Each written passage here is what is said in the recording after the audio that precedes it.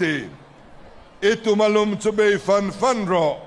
vok pui po awa chuan ek thing atong nge antia tai maturin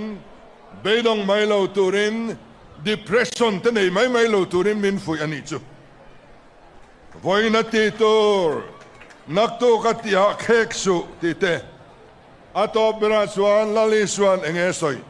Thawklo chuan ei po su se atiani kan lali suwa tu soi he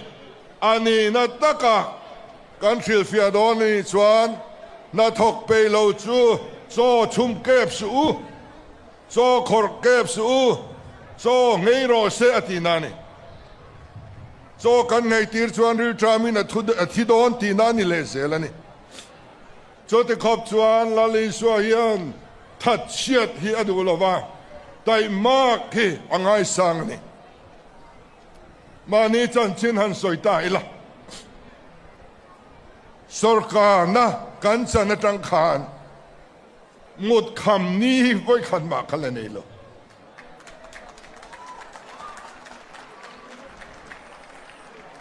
zoram tan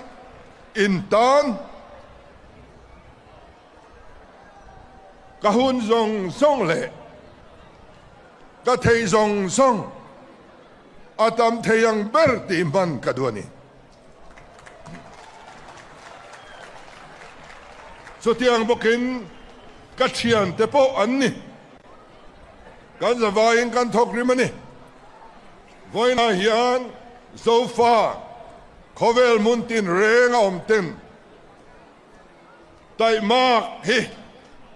thupuya lo nei no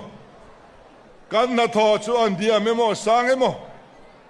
kan phak tok se la pathian in min hun nahi pathian kan rong kan bol na ni ti hriin to ma zilh su thalai tho chu nei mang silo nal tak takain cheya chu adona pianga kanu pocket money ti le ngot thin te simro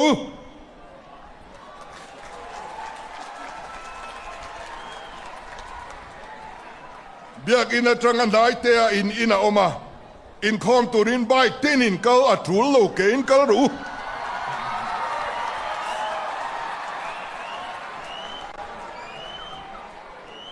itai mango kan Sawrkarna thok zong song te po hi rim takin tu na hian nan thok me kani kan zawa hian kan ei zon na thewa ti tak zet kan chua chuan he nam hi aro puyanga kan pathian choi mo in alo omang kalome